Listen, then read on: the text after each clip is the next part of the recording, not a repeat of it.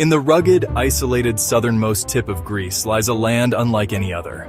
A land of sun-baked stone, towering mountains, and a people who lived by a code of honor so ancient, it harked back to the very dawn of Western civilization. They were the Maniots, part Spartan warrior, part ruthless pirate, and a permanent, infuriating thorn in the side of every great empire that tried to claim their land. They were the Maniots, part Spartan warrior, part ruthless pirate, and a permanent, infuriating thorn in the side of every great empire that tried to claim their land. To understand the Maniots, you must first understand their home. The Mani Peninsula is a fortress built by nature itself. Its unforgiving terrain, a labyrinth of ravines and peaks, was their greatest ally. While the rest of Greece was conquered, absorbed, and assimilated by Romans, Byzantines, and finally the mighty Ottoman Empire. The Mani remained defiant. The Ottomans, in their endless wars of conquest, called it Maniots, or the place where the devil lives. Their armies, masters of open field warfare, were crushed by a simple truth. You cannot conquer a land that does not want to be conquered. The Maniots fought not just with spears and muskets, but with the land itself. For centuries, the Maniots held fast to their ancient roots. Long after the rest of Greece had embraced Christianity, Maniot families continued to worship the old Greek gods, a final, stubborn defiance against a changing world. And their warrior spirit? It was not a memory, it was a way of life. They famously claimed descent from the ancient Spartans and lived by a similar code of honor known as vendetta. These blood feuds, between families and even within them, were a brutal social contract. A perceived insult or injury could trigger a cycle of revenge that lasted for generations. A family's worth was measured not in wealth, but in the number of enemies they had and the fierceness with which they fought them. They built towering stone houses, not for comfort, but as miniature fortresses for these endless vendettas. Their fierce independence wasn't limited to land. With their rugged coasts and hidden coves, the Maniots became the most feared pirates of the Mediterranean. They plundered Ottoman, Venetian, and even British ships, treating the sea as their own private hunting ground.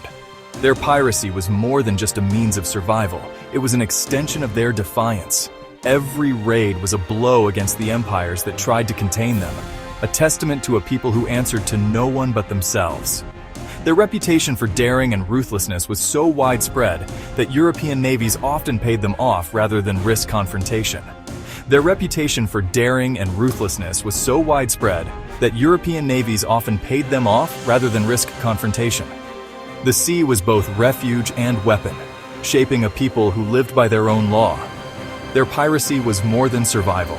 It was a statement. Freedom by force, earned on land and sea. But their greatest moment came in 1821. As the flame of rebellion was lit across Greece, it was the Maniots who were first to answer the call. On March 17th, at the foot of their sacred mountains, the Maniot leaders raised the banner of revolt against the Ottoman Empire. The inscription read, "Victory or Death." Their battle-hardened veterans, led by formidable warlords, became the spearhead of the revolution. They provided the essential military backbone that turned scattered revolts into a coordinated national uprising. Their ferocious reputation was an asset on the battlefield, demoralizing their enemies and inspiring their allies. They fought with a ferocity born of 1,000 years of resistance. They fought with a ferocity born of 1,000 years of resistance. Their actions helped turn revolt into nation, an era-defining contribution to Greek independence. The war was won, and Greece was finally free. But the Maniots, ever independent, found a new challenge, fitting into a modern state. They resisted control and continued their ancient feuds, a testament to a spirit that had been forged in defiance and isolation.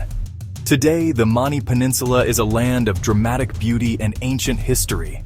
But if you listen closely, you can still hear the echoes of the Spartans, the whispers of pirates, and the unyielding spirit of the rebels, who, against all odds, chose freedom over submission. But if you listen closely, you can still hear the echoes of the Spartans, the whispers of pirates, and the unyielding spirit of the rebels who, against all odds, chose freedom over submission. Their story is at once brutal and beautiful, a living history etched in stone and sea. Their story is a powerful reminder that true strength isn't about the size of an army, but the resolve of a people. What other unique cultures from history have you always wanted to learn about? Let us know in the comments below. And if you want to see more stories of ancient empires and forgotten warriors, make sure to hit that subscribe button and ring the bell so you don't miss our next episode. Subscribe for more.